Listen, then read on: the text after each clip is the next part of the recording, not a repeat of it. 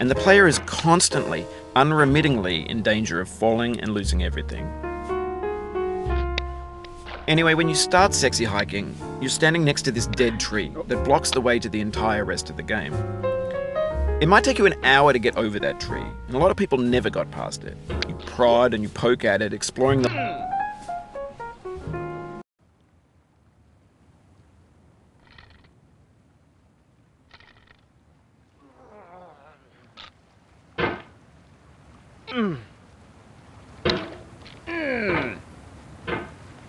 There's no feeling more intense than starting over. If you deleted your homework the day before it was due, as I have, or if you left your wallet at home and you have to go back after spending an hour in the commute. If you won some money at the casino and then put all your winnings on red but it came up black.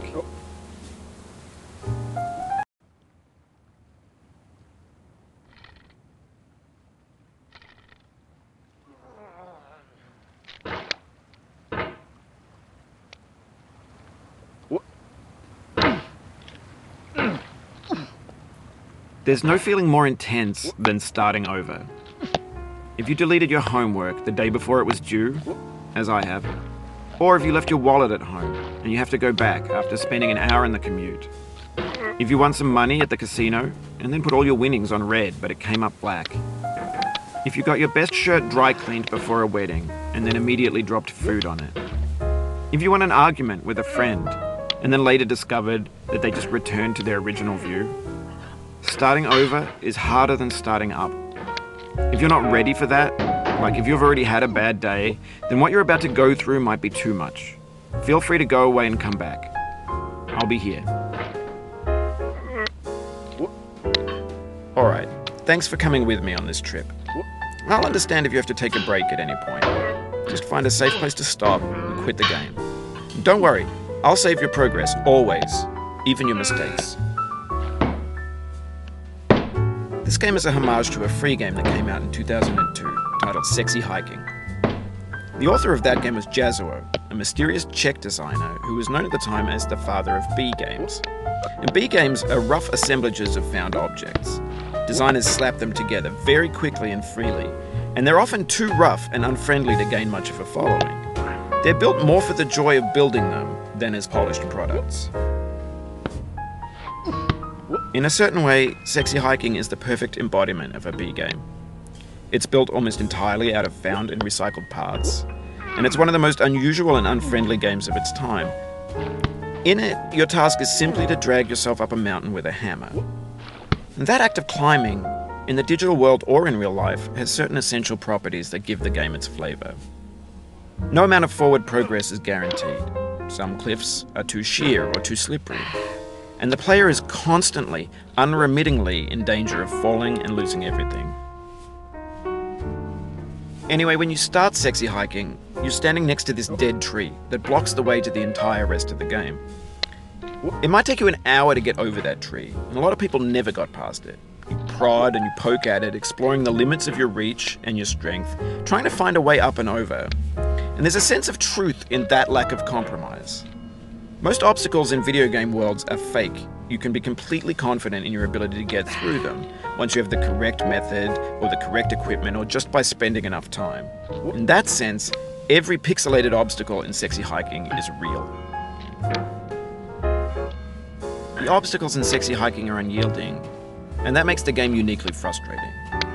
But I'm not sure Jazuo intended to make a frustrating game. The frustration is just essential to the act of climbing, and it's authentic to the process of building a game about climbing. A funny thing happened to me as I was building this mountain.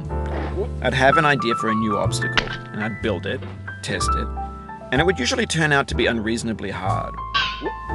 But I couldn't bring myself to make it easier. It already felt like my inability to get past the new obstacle was my fault as a player rather than as a builder.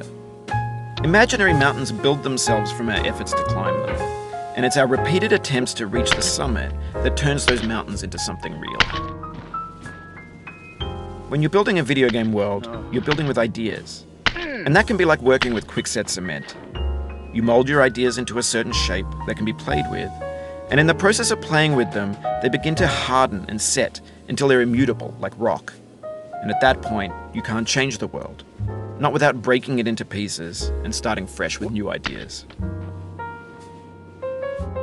For years now, people have been predicting that games would soon be made out of prefabricated objects, bought in a store and assembled into a world. And for the most part, that hasn't happened, because the objects in the stores are trash. I don't mean they look bad or that they're badly made, although a lot of them are. I mean they're trash in the way that food becomes trash as soon as you put it in the sink. Things are made to be consumed and used in a certain context, and once the moment is gone, they transform into garbage. In the context of technology, those moments pass by in seconds. Over time, we've poured more and more refuse into this vast digital landfill that we call the internet. It now vastly outnumbers and outweighs the things that are fresh and untainted and unused.